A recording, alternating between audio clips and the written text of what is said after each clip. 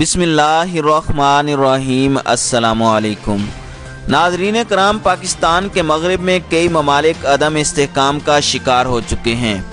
یہ عدم استحکام پچھلے چند مہینوں میں بہت نمایاں ہو کر سامنے آیا ہے۔ شام میں کئی گروہ برسر پیکار ہیں۔ عراق اس وقت شدید ترین ہنگاموں کی زد میں ہے۔ وہاں روزانہ توڑ پھوڑ، جلاؤ گراؤ ہو رہا ہے اور آخری خبریں آنے تک حکومت استعفیٰ دے چکی تھی۔ لیکن ناظرین کرام، عراق پر پھر بات ہوگی۔ فی الحال اپنے پڑوسی ملک ایران کا جائزہ لیتے ہیں۔ ناظرین کرام، نومبر کے مہینے میں ایران کے اندر پرتشدد ہنگامے ہوئے، جس سے نہ صرف املاک کو نقصان پہنچا بلکہ ایمنسٹی انٹرنیشنل نے الزام لگایا ہے کہ 140 سے زائد افراد ان ہنگاموں کی وجہ سے لقمہ اجل بن گئے۔ ایک عام سروے کے مطابق 731 بینک اور 140 سرکاری عمارتیں جل کر راکھ ہو چکی ہیں۔ ناظرین کرام، ایران میں یہ پرتشدد مظاہرے 15 نومبر 2019 کو اس وقت شروع ہوئے جب صدر جناب حسن روحانی کی حکومت نے پٹرول کی قیمتیں 50 سے 200% تک بڑھا دیں اور ساتھ ہی تیل اور اس کی مصنوعات کی راشنگ کا اعلان بھی کیا۔ ناظرین کرام، یاد رہے کہ امریکی صدر ڈونلڈ ٹرمپ نے برسر اقتدار آنے کے فوراً بعد ایران کے ساتھ ہونے والی نیوکلیئر ڈیل سے امریکہ کو الگ کر کے معاشی، اقتصادی اور فوجی پابندیاں عائد کیں اور ایران کی حکومت کی تبدیلی کے لیے کام کرنے کے عزم کا اظہار کیا۔ ان پابندیوں کے نتیجے میں ایرانی عوام کو بے پناہ مشکلات کا سامنا ہے، حتیٰ کہ ایرانی سفارت خانوں کو اپنی معمول کی سفارتی سرگرمیاں جاری رکھنے کے لیے فارن کرنسی میں جو رقوم دستیاب ہونی چاہیے وہ بھی ناپید ہیں۔ اس وقت ایرانی معیشت کو بڑے سہارے کی ضرورت ہے۔ ایران کے اندر عوام کے استعمال کے لیے تیل اور اس کی مصنوعات پر حکومت کی طرف سے کافی بڑی سبسڈی دی جا رہی ہے۔ 1 گیلن پٹرول 50 سینٹ میں دستیاب تھا، جس کی وجہ سے ایک تو ایرانی عوام کھل کر پٹرول کا استعمال اور ضیاع کرتے تھے، اور بہت سستا ہونے کی وجہ سے تیل کی ایک بہت بڑی مقدار سمگل ہو جاتی تھی۔ اس طرح یہ سستا تیل ایرانی معیشت میں خاطر خواہ مثبت کردار ادا نہیں کر پاتا تھا۔ ناظرین کرام، بیان کردہ صورتحال سے نکلنے کے لیے ایرانی حکومت نے بظاہر کافی غور و خوض کے بعد یہ فیصلہ کیا کہ تیل کی راشنگ کر کے قیمتیں بڑھا دی جائیں۔ 15 نومبر کی صبح جب ایرانی عوام نیند سے بیدار ہوئے تو پٹرول کی قیمت 50 سے 200% تک بڑھائی جا چکی تھی۔ پٹرول کی خریداری کے لیے پہلے 60 لیٹر پر 50% زیادہ رقم، جبکہ 60 لیٹر سے اوپر پٹرول ڈلوانے پر 200% زیادہ ادائیگی کرنی ہوگی۔ تمام غیر جانبداران ماہرین اس بات پر متفق ہیں کہ یہ انتہائی غیر مقبول لیکن شاید درست اور اہم فیصلہ ہے۔ یہ فیصلہ جس سطح کی قیادت کو جن معلومات اور ڈیٹا کو سامنے رکھ کر کرنا چاہیے وہی ہوا، لیکن اس فیصلے کو لاگو کرنے کی ٹائمنگ پر زیادہ تر کی رائے یہ ہے کہ ٹائمنگ مناسب نہیں تھی۔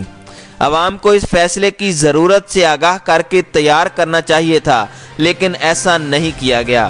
اگر اسی فیصلے کو عوام کے ساتھ شیئر کر کے پوری صورتحال ان کے سامنے رکھ دی جاتی تو عین ممکن ہے عوام اپنے ملک کی بگڑتی معیشت کو سہارا دینے کے لیے بخوشی قربانی دیتے اور یہ رد عمل نہ ہوتا۔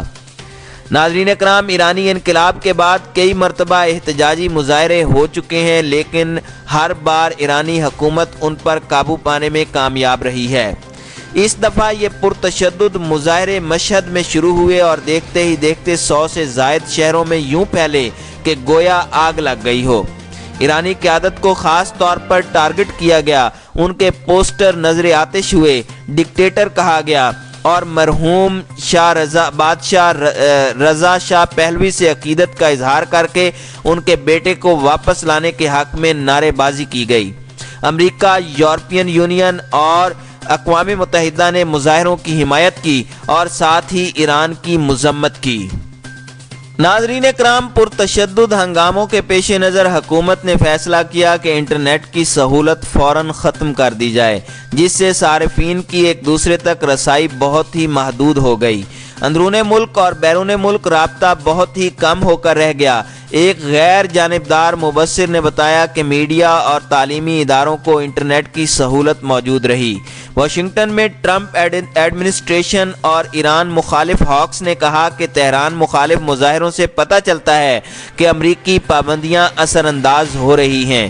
مظاہروں کے حق میں امریکہ کے اندر سے اٹھنے والی ان آوازوں نے مظاہرین کی کوئی مدد نہیں کی، بلکہ ایرانی عوام کو فوراً یہ احساس ہو گیا کہ مظاہرے اگر کامیاب ہوئے تو ایران کی نہیں بلکہ امریکہ کی بن آئے گی۔ اس دوران جب ہر طرف آگ اور خون کا کھیل جاری تھا، ایران کے سپریم لیڈر جو ایرانی مسلح افواج کے کمانڈر ان چیف بھی ہیں، انہوں نے بیان دیا کہ تیل کی قیمتوں کے بڑھنے سے بلا شبہ عام آدمی متاثر ہوگا، لیکن ایران کو جو چیلنجز درپیش ہیں ان کو دیکھتے ہوئے یہ اضافہ ناگزیر ہے۔ انہوں نے یہ بھی کہا کہ امریکہ صہیونی قوت اور ایرانی خود مختاری کے مخالفین سرمایہ کے ذریعے سے سازشوں کا جال بچھائے ہوئے ہیں، لیکن وہ کبھی کامیاب نہیں ہوں گے۔ سپریم لیڈر کے بیان سے ایرانی انتظامیہ کی سمت متعین ہو گئی اور واضح ہو گیا کہ یہ فیصلہ قطعی ہے۔ خفیہ ادارے اور پاسداران انقلاب حرکت میں آ گئے اور آنی ہاتھوں سے فضا صاف کر دی۔ 27 نومبر کو سپریم لیڈر نے اعلان کیا کہ ایران کے دشمن پسپا ہو چکے ہیں اور ایرانی عوام فتح یاب ہو چکے ہیں۔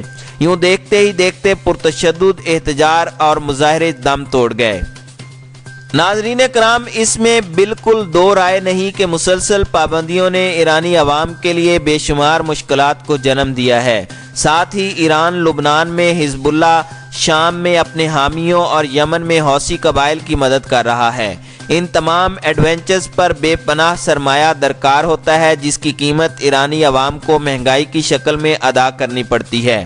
امریکہ، اسرائیل اور عرب ممالک ایران کے اس کردار سے بہت تنگ ہیں، اسی لیے احتجاج تو تیل کی بڑھتی قیمتوں کے خلاف شروع ہوا، لیکن ایک ہی دن کے بعد مہنگائی مظاہرین کی زبانوں سے غائب ہو گئی اور حکومت مرد آباد لبوں پر آ گیا۔